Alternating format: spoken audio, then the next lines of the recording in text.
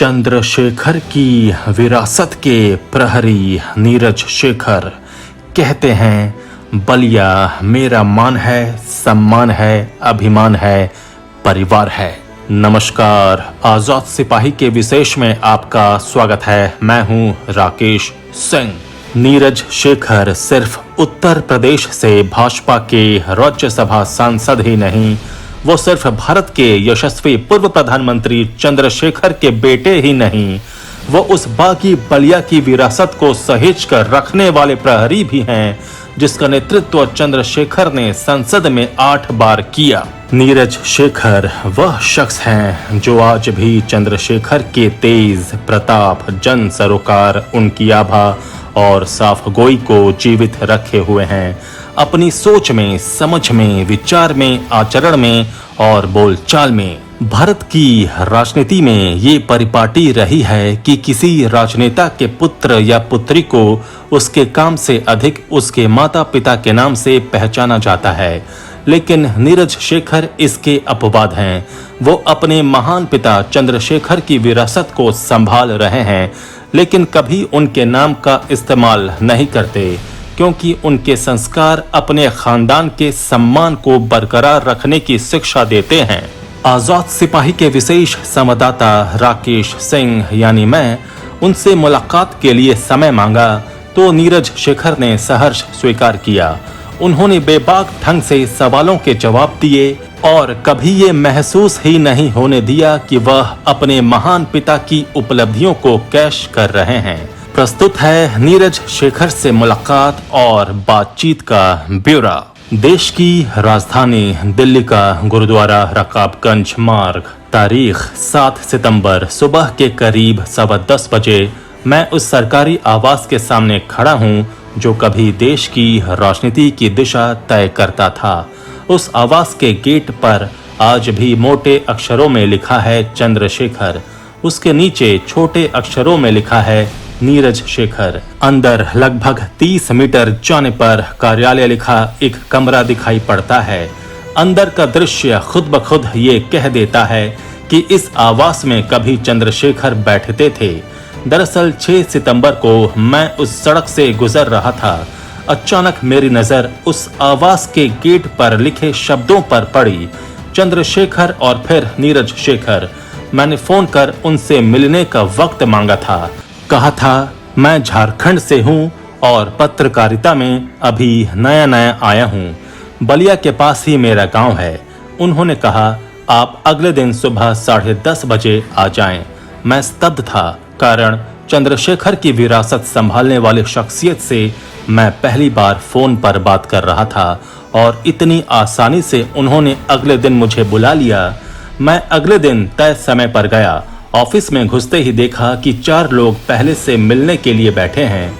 मैं सोफे पर बैठ गया। फिर जब दीवारों पर नजर दौड़ाई तो मेरी नजरें ठहर सी गईं। इस कमरे में अभी चंद्रशेखर का आभास कायम था। एक तस्वीर पर नजर पड़ी। चंद्रशेखर जी के डाक टिकट को पढ़कर एक फ्रेम में संवार कर रखा गया था। फिर दाहिनी ओर नजर दौड़ाई तो अलमारी में चंद्रशेखर द्वारा लिखी और उनके ऊपर लिखी किताबों को देखा। नीरज शेखर के आवासीय कार्यालय के प्रतीक्षा रूम का गेट खुला। कप में चाय आई और मैंने पी भी। कोरोना का डर भी था, लेकिन चूंकि ये मेरे जिले के सांसद की चाय थी सो मना नहीं कर पाया। फिर एक 55 साल के सज्जन कमरे में आए और कहा कि राकेश सिंह कौन है। मेरे हाँ कहने पर उन्होंने कहा कि सांसद जी याद कर रहे हैं। मैं उनसे मिलने उनकी कैबिन में गया। बातचीत का दौर शुरू हुआ। मैंने कहा कि मैं एक पत्रकार हूँ, रांची में रह रहा हूँ। बलिया के पास ही मेरा गांव भी है। दिल में आपसे मिलने की इच्छा जगी और आपको फोन कर लिया। मैं आश्चर्यचकित भी था कि आपका नंबर इतनी आसानी से उपलब्ध भी हो गया और आपसे ही डायरेक्ट बात भी हो गई। नीरज कहते हैं ये नंबर बहुत पुराना है। मुझे लगता है इंसान को फोन नंबर और अपना आचरण कभी नहीं बदलना चाहिए।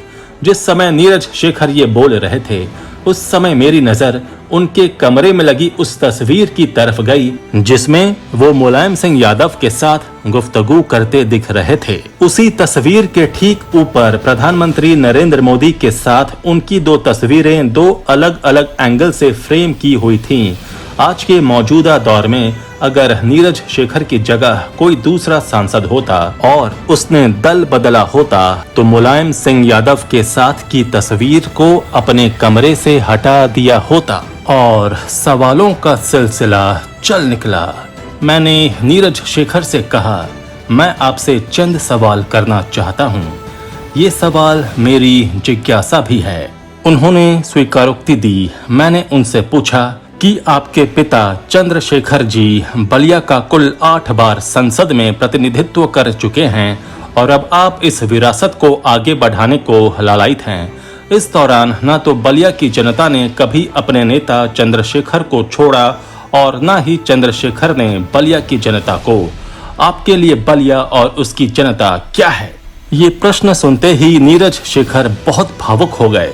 उनके मुंह से जो पहला शब्द निकला वह था परिवार। वो कहते हैं कि बलिया की जनता मेरा परिवार है, मेरा मान है, अभिमान है, सम्मान है। जो स्नेह बलिया ने मेरे पिता को दिया वही स्नेह आज भी मुझे मिल रहा है।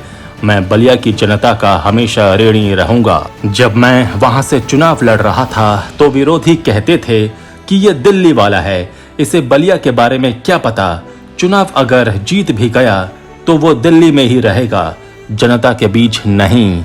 यहाँ ये उल्लेख करना जरूरी है कि चंद्रशेखर के निधन के बाद जब बलिया लोकसभा सीट पर 2007 में उपचुनाव हुआ उसमें नीरज शेखर ने समाजवादी पार्टी के टिकट पर जीत हासिल की थी। मैंने उनसे दूसरा सवाल किया, जब 56 वर्ष की उम्र में चंद्रशेखर वर्ष 1983 में 6 जनवरी से लेकर 25 जून तक 6 महीने की पद यात्रा पर रहे, 4260 किलोमीटर पैदल ही कन्याकुमारी से लेकर दिल्ली के राजघाट तक चले, उस समय की आपकी जहन में क्या यादें हैं?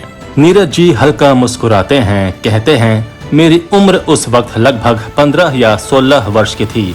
बहुत लोग इस पद यात्रा के खिलाफ थे, घर पर भी सभी चिंतित थे, लेकिन चंद्रशेखर जी धुन के पक्के थे।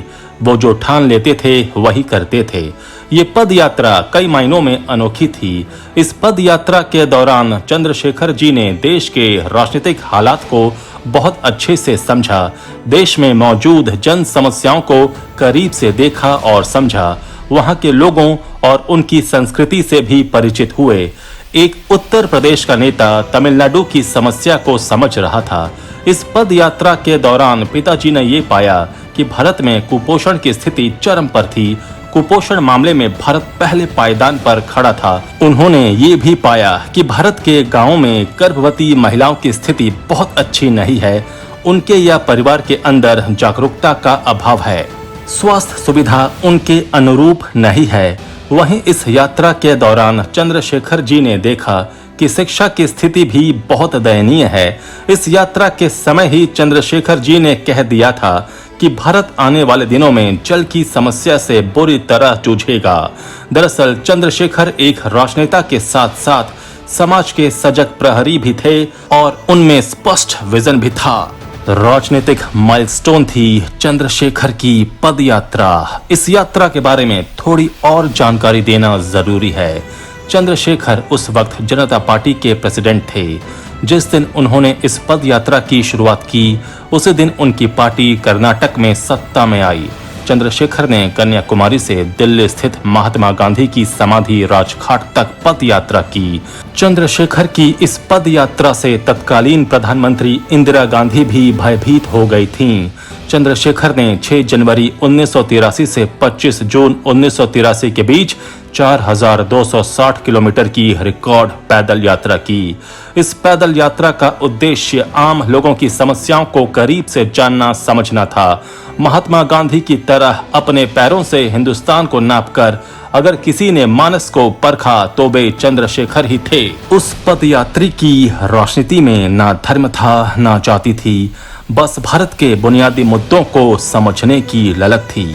सबको पीने का पानी, हर व्यक्ति को कुपोषण से मुक्ति, हर बच्चे को पढ़ाई का हक, हर इंसान को स्वास्थ्य का अधिकार और मनुष्य मात्र की गरिमा की रक्षा, जिसे उन्होंने सामाजिक समरसता का नाम दिया। उन्होंने केरल, तमिलनाडु, कर्नाटक, महाराष्ट्र, मध्य प्रदेश, गुजरात, उत्तर प्रदेश तथा हरियाणा सहित देश के तमाम कार्यकर्ताओं को देश की जमीनी हकीकतों और समस्याओं से अवगत कराने के लिए तथा उसके समाधान का प्रशिक्षण देने के लिए लगभग 15 भारत यात्रा केंद्रों की स्थापना भी की थी। बात करते करते नीरज शेखर पूरी तरह से उस दौर में चले गए थे। वो 1984 में हुए ऑपरेशन ब्लू स्टार का भी जिक्र करते हैं। वो उस दौरान हुए दंगों के बारे में बताते हैं। वो कहते हैं कि चंद्रशेखर जी ने धारा के विरुद्ध जाकर उस वक्त कहा था कि ये गलत हुआ था। ये चंद्रशेखर ही थे जो इतनी बेबाकी के साथ अपनी बातें रख सकते थे, न झिझक और न ही किसी प्रकार का डर। मैंने एक और सवाल दागा कि आप 2019 में सपा छोड़ भाजपा में क्यों शामिल हो गए? नीरज शेखर का जवाब, मैं देश के माननीय प्रधानमंत्री नरेंद्र भाई मोदी के काम से काफी प्रभावित था। उनका काम गांव-गांव, टोले-टोले में दिख रहा था। उनके द्वारा बनाई गई योजनाओं का लाभ समाज के अंतिम पायदान पर बैठे व्यक्ति तक पहुंच रहा था। इस प्रकार से काम होता देख मुझे अंदर से कहीं न कहीं इस मुहिम से जुड़ने की इच्छा हिलोरे मार रही थी। फिर मैंने मन बना लिया और 16 जुलाई 2019 को नरेंद्र भाई मोदी के नेतृत्व में विश्वास जताते हुए भाजपा में शामिल हो गया। मुझे राज्यसभा में भाजपा की तरफ से भेजा गया। मैंने नीरज शेखर से फिर एक सवाल कर दिया। जब 2014 में केंद्र में नरेंद्र मोदी की सरकार आई और 2017 में उत्तर प्रदेश में भाजपा की सरकार बनी, इस दरमियान क्या बदलाव उत्तर प्रदेश में आपको देखने को मिला? इस सवाल के जवाब में उनका कहना था कि मैं ये नहीं कहूँगा कि सपा बुरी है या सपा के शासन काल में बिल्कुल काम नहीं हुआ। मेरा ये नेचर नहीं है कि मैं किसी भी दल की बुराई करूं, और खासकर पहले मैं जिस दल में रह चुका हूं। हाँ, विचारों में मतभेद हो सकते हैं, काम करने न करने के क्रम में कुछ भेद पैदा हो सकते हैं, नीतियों के क्रियान्वयन को लेकर विरोध हो सकता है। इन सब को हमने कुछ महसूसा। हाँ, उत्तर प्रदेश की योगी जी की सरकार के बारे में इतना कह सकता हूँ कि इस सरकार ने जन सरोकार से अपने को जोड़ा है। योगी जी ने कुछ समस्याओं को काफी सलीके से निपटाया है। कोरोना काल में उत्तर प्रदेश की सरकार ने बहुत अच्छा काम किया है। खासकर दूसरी लहर में जिस तरह की आपाधापी पूरे देश में मची हुई थी और इसने जिस तरह से उत्तर प्रदेश को अपने आगोश में ले लिया था, उससे काफी चिंताएं हो रही थीं।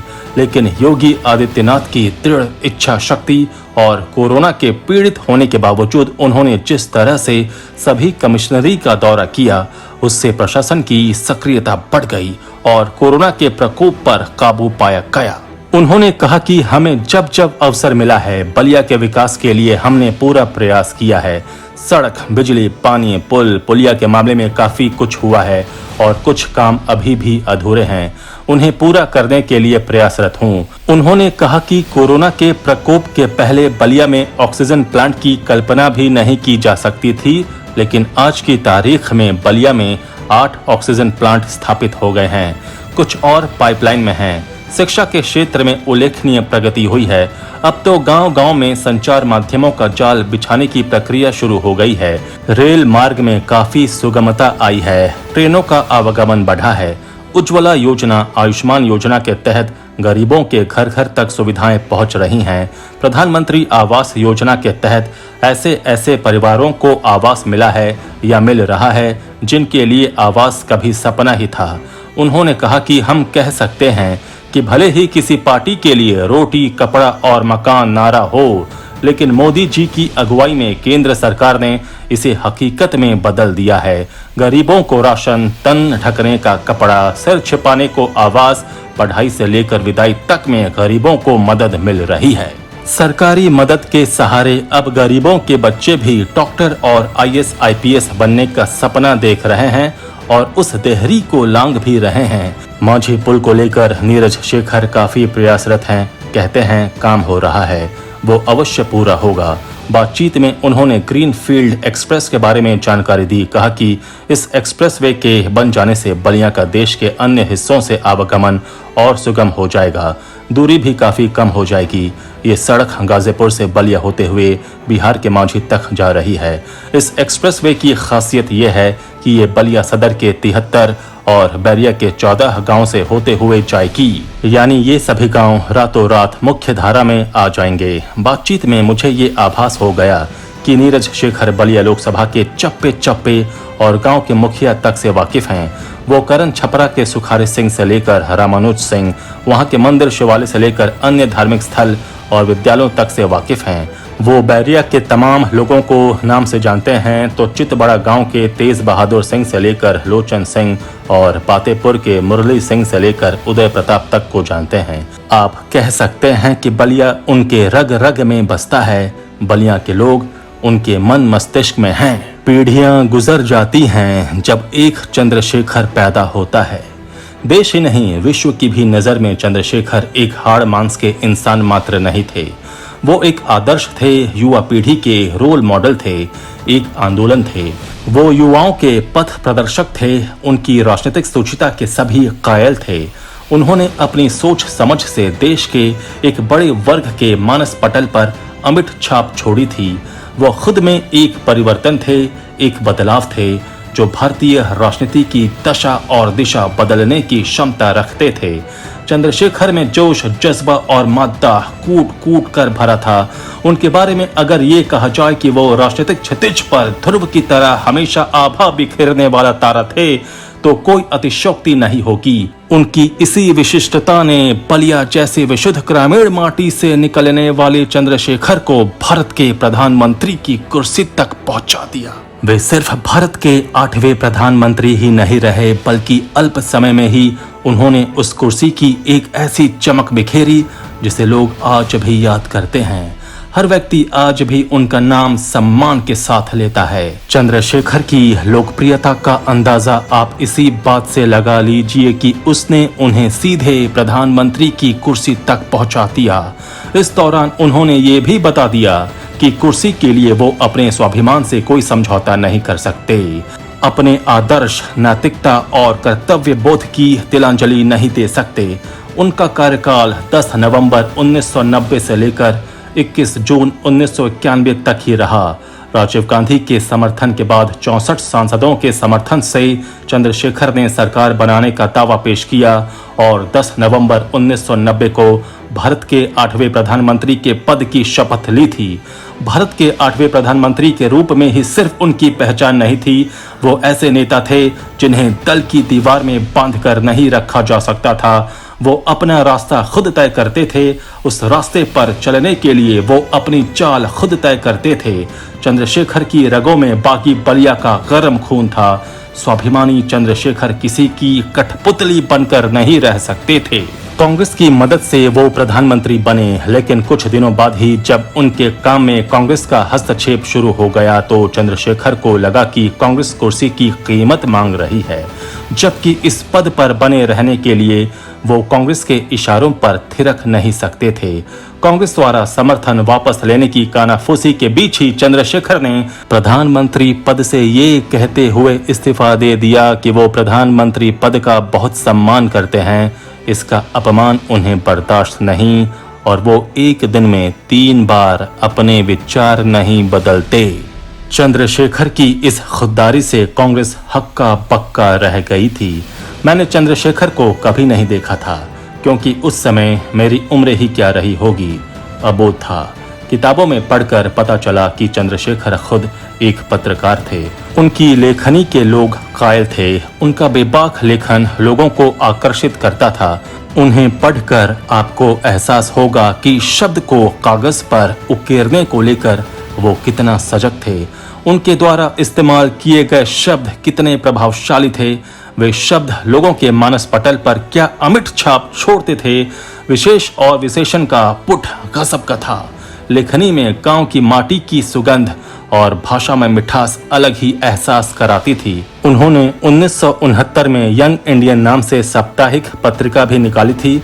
उस दौर में उसका एडिटोरियल पेज बहुत चर्चित हुआ करता था। जून 1975 से मार्च 1977 में आपातकाल के दौरान इंदिरा गांधी की कुदृष्टि पड़ी और उनकी पत्रिका और युवा तुर्क कहे जाने वाले चंद्रशेखर दोनों को बंद कर दिया गया था। आपातकाल के बाद ये साप्ताहिक पत्रिका फरवरी 1989 तक निकलती रही और चंद्रशेखर एडिटोरियल एडवाइजरी बोर्ड के चेयरमैन रहे। उन्होंने बहुत सी किताबें भी लिखी हैं, जैसे मेरी jail diary, dynamics of social change इत्यादि। कहा जाता है कि 1967 में कांग्रेस संसदीय दल का महासचिव बनाए जाने के बाद चंद्रशेखर ने तेज सामाजिक बदलाव लाने वाली नीतियों पर जोर दिया। उन्होंने उच्च वर्गों के बढ़ते एकाधिकार के खिलाफ आवाज उठाई। इसके बाद सत्तासीनों से उनके गहरे मतभेद होने शुरू हुए। फिर उन्हें युवा तुर्क की संज्ञा दी जाने लगी, जिसने दृढ़ता, साहस और ईमानदारी के साथ निहित स्वार्थों के खिलाफ लड़ाई लड़ी, जो चल रही व्यवस्था में क्रांतिकारी बदलाव लाने के लिए निष्ठावान रहे। इसी युवा तुर्क के रूप में जिसका जिक्र मैंने किया, उन्होंने 1971 में तत्कालीन प्रधानमंत्री इंदिरा गांधी के विरोध के बावजूद कांग्रेस की राष्ट्रीय कार्य समिति का चुनाव लड़ा और जीते भी। क्या आज के जमाने में किसी भी दल के नेता में ये साहस है कि अपने दल के सर्वे सर्वा की मनाही के बाद भी अपनी पार्टी में चुनाव लड़ने के लिए खड़ा हो और जीत जाए? उसके बाद वो अपनी पार्टी में उसी मजबूती के साथ जमे रहे। आजाद सिपाही के विशेष में अभी इतना ही। आप हमारे इस YouTube चैनल को जरूर सब्सक्राइब करें। आप हमारे Facebook पेज को भी जरूर लाइक करें। जुड़े रहिए आजाद सिपाही के साथ। धन्यवाद।